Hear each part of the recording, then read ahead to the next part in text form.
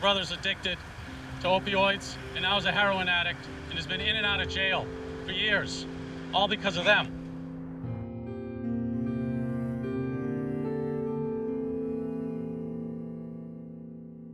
He really started around 16, 17 years old, growing up in the city of Boston. It was difficult because, it was hard to kind of keep away. I saw it myself from drugs, and it brought on depression. And I don't think anybody really understood the power that these had. He missed out on a ton of family functions. He was here for the first time in 5 years. We spent a Christmas together.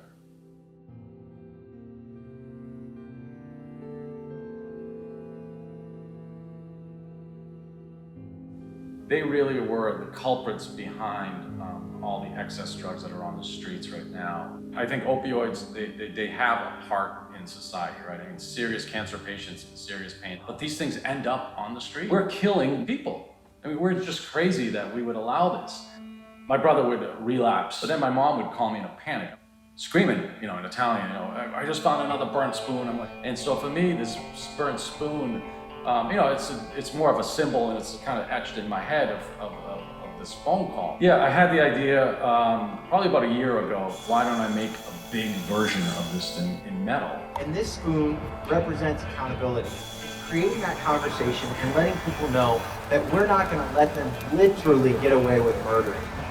And our intent is really to take this massive 10-foot spoon and drop it in front of Purdue Pharma.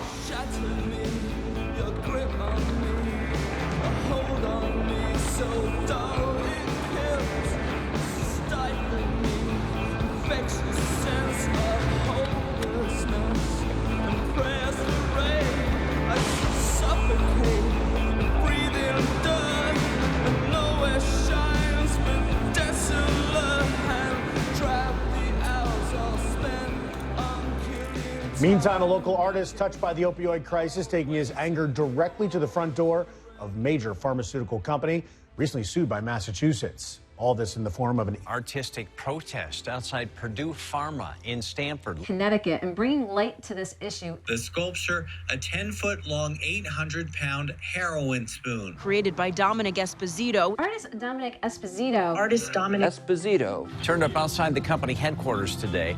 It's a protest against the opioid crisis. The artist hopes its message about the opioid crisis will call attention to those that the artist believes are responsible.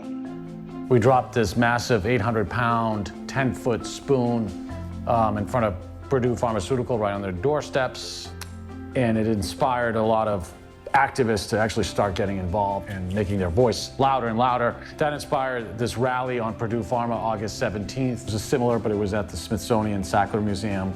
So we load the truck back up again and drop another spoon in front of Rhodes Pharmaceutical. We took another spoon, this time to the Health and Human Services building in Washington, D.C. This one was stamped with the names FDA in protest of the FDA's role in fueling the opioid epidemic in this country. They've allowed these pharmaceutical companies to continue unabated. They're supposed to be protecting lives and not killing us. For about 5 minutes out, we're gonna do a loop around, but I don't know, you just get butterflies in your stomach, and it's nerve-wracking. We're not sure what to expect. Do we expect security guards to come out? Do we expect police officers? We know that this is game time.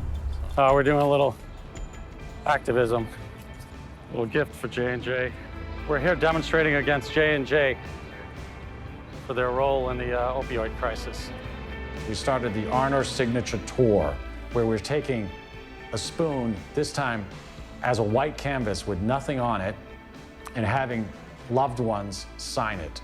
Opioid crisis hits families across the country hard, and one artist is traveling around the East Coast to show them that they are not alone. It's becoming a portable place of healing. A traveling symbol in the fight against the opioid epidemic made its way to Binghamton yesterday. We're moving to Coventry now, drawing awareness across the country. And I can remember, like it was yesterday, walking into this kind of conference room, and they had laid out all these posters and the photos of all their kids and loved ones that they've lost, and with the dates of, that they were born and the dates that they died. You walk in this room and then all 4 walls are just covered in all these photos, and each photo and poster represents a person that, one of our children that died because of this epidemic. I wish for one day heaven would open up those castle gates, lifting the weight of being forced to remember my fallen friend's face. Can we just have one more day, one more warm embrace, one more moment we can't replace instead of the memory that we celebrate? Please make sure they're in a peaceful place. Sons, daughters, fathers, sisters, and brothers, friends, cousins, aunts, uncles, and mothers. We remember the big smiles and warm hugs of those we love, angels looking down from heaven above. We remember the laughs and the tears that we cried. We remember how happy they made us feel inside, and the memory will always survive as long as we're alive. We remember with love and compassion. Our love is everlasting. We remember so they didn't die in vain, using their strength as a driving force to push forward change. We remember through videos and still frames. We remember their light burning bright through the tip of the flame. To this day, I really struggle to understand how this all happened and when, more importantly, it will end. But I know that collectively, we'll make a difference together. Along this journey, I met some remarkable people. The mothers, the fathers, brothers, sisters, wives of those lost to this horrific disease. Their faces, stories, now etched in my mind and in my heart. And let the world know you will never forget, and you will never stop fighting for an end. You will face many defeats in life, but never let yourself be defeated. Let's all wake up and fight this evil that's around us, right here in this building. This is a reminder that they're not escaping. Killed thousands and thousands of people. And we're no longer going to stand for this.